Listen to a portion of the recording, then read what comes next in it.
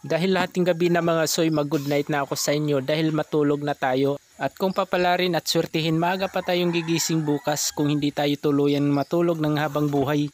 At yun nga mga soy, umaga na ng madaling araw at pinalad at sinerte tayo na ginising pa tayo ng Panginoon.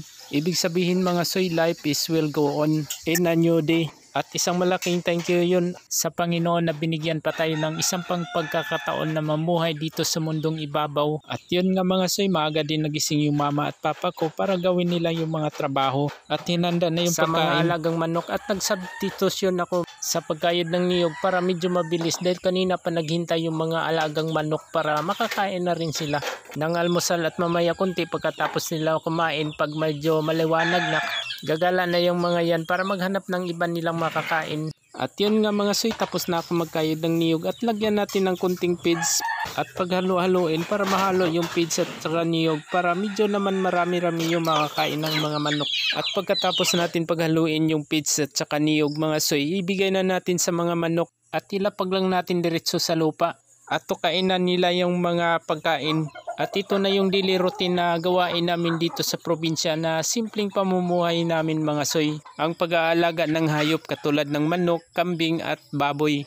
At isa yan sa mga pangunahing mga alaga dito sa probinsya na pwede mo agad na mapakinabangan dahil nga pag malaki na pwede mo nang maibinta. At kapag gusto mo ng presko na karne ang maiulam, mamili ka lang kung alin yung kakatayin mo, manok, kanding o kaya baboy. Kapag baboy yung napili mo mga soy, sigurado manok yung kakatayin natin dahil nga medyo malaki yung halaga ng baboy mga soy. At sigurado sabon ang abutin natin sa mama ko niyan mga soy.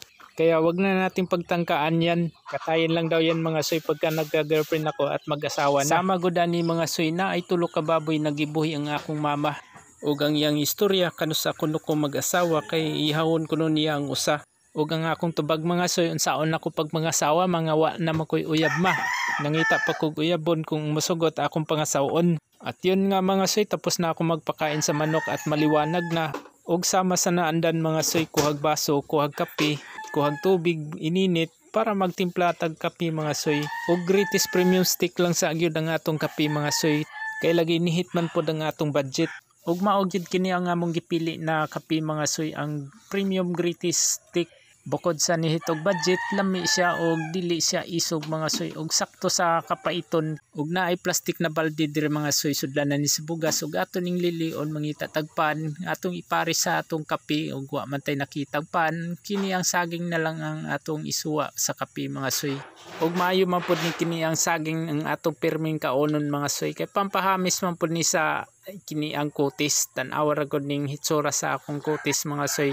Di ba hamis kayo? Kita ba mo unggoy na bugason mga soy? Di ba wa gyud mo kitag unggoy na bugason? Hamis kay nagkutis. Ug unya giablihan sa unggoy ang refrigerator na pagkanihit og sod ug nanglili ang unggoy ug unsay pwedeng makaon sa unggoy mga soy. Ug nakakita og usa ka bukpan ang unggoy sa bolsita mga soy, maong gikuha sa unggoy haron isuwa sa kape. Ug dayong lingkod sa payag ug nagrelax ang unggoy. Kay unya ini kahuman na ni kape ning unggoya mga soy, mangumpay man ni. Ug paabota lang ninyo ang sunod na upload na video sa pagpangumpay sa unggoy kay nagkape pa kini. Kay wala pa man pod mahuman og edit ug voice over sa unggoy. Mao nga paaboton lang nato mga soy kay feel the moment ang unggoy sa paghuna-huna habang nagkakape mga soy. Dahil masarap daw mag-isip habang nagkakape.